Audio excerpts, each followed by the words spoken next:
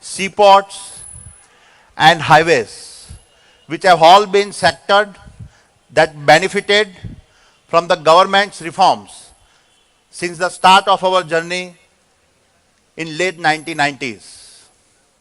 My young friends, let me now elaborate on some of my fundamental learnings that I hope will be useful to you. First, have a personal purpose that drives you. It is said in the Gita, it is better to live your own destiny imperfectly than to live an imitation of somebody else's life with perfections. Purpose is identified as something that you see as your destiny 10, 20 or 30 years from now. In my case, the purpose that drives me is that of our nation building. Every infrastructure opportunity I have created is associated within this purpose. Since the mid-90s, I have wanted us to be a company that changed the perception of India from being infrastructure deficit to being home of the world's most impressive infrastructures. All the way from the pit to the plug, integrating mining to ports to logistics to power generation to power transmission and now power distributions. We have tried to make a difference to several of the critical sectors that our nation needs to build. Whether it is a port in Mundra or solar plant in Kamuti that becomes showcase for the National Geographic Channel, we have tried to build world-class facilities India can be proud of. It is my power of purpose that keeps alive my will to win. Second, never let criticism derail your promise or purpose. US President Roosevelt once said, "It is not the critic who counts, nor the person who points out how the strong stumble. Credit belongs to the person who is fighting in the battlefield. The man whose face is marred by sweat and blood. The man will know in the end a towering victory, or if he fails while daring greatly." These words define the Adani Group. Let me elaborate.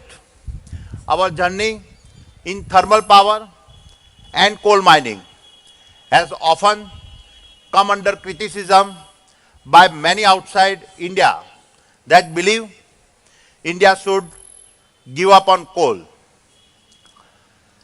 We have lined up $15 billion investment in a greenfield venture in Australia to mine and transport coal that would replace a part of the poorer quality domestic coal we burn in India.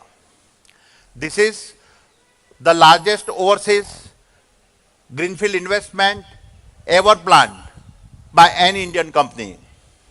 This project is intended to provide energy security to those in 18,000 villages in India that have no access to electricity, and in this process also be a significant job creation platform within Australia.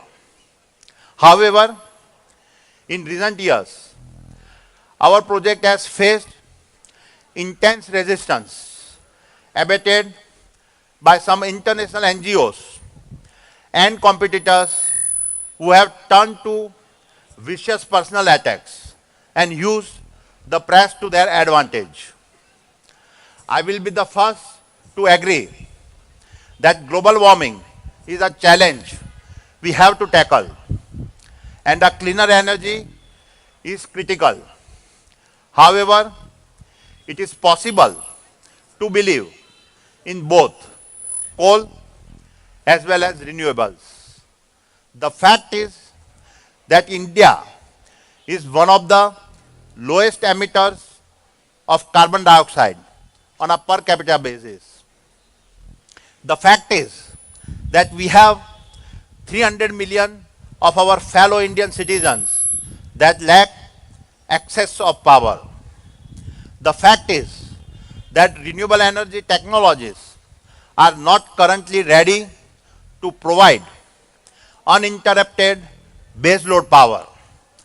The fact is that it is our responsibility to get electricity to the Indian child who needs to light that single bulb to educate himself.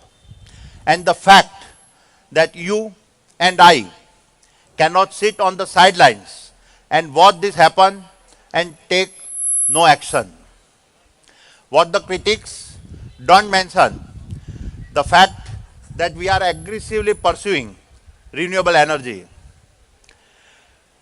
What the critics don't mention is that in a span of 2 years, we have become the country's largest renewable power player. And what the critics don't mention, that are a feature as one of the top 15 renewable players in the world. Therefore, don't let criticism slow you in pursuit of your purpose. Learn from criticism that are constructive and grow stronger from ones that are not. Importantly, never hold grudge against those who criticize. Accept it as a way of life that will make you more resilient to face the future. Third and final, keep learning. I have realized over the years that leadership and learning are inseparable. If you want to recognize opportunity, you cannot afford to stop learning. In today's world, the rate at which science, technology, economics and geopolitics is merging, the only way you stay on top of this by ensuring you are continuously learning. Even today, I try to spend a couple of hours reading every day, listening to people from sectors that I know little about, making a couple of trips a year to Silicon Valley to see how game-changing technologies are impacting every facet of our life, and understanding how material science is redefining the way we produce energy. All this allow me to paint for myself the larger picture about where the next set of opportunity will be created. Therefore, develop a passion for learning. This is the only way you never cease to grow. My young friends, we live in a blessed country. You are at a point of time where the future of our nation is full of incredible growth opportunities. If I, against all odds, made it as an entrepreneur, there is no reason why there cannot be 1,000 greater entrepreneurs amongst you.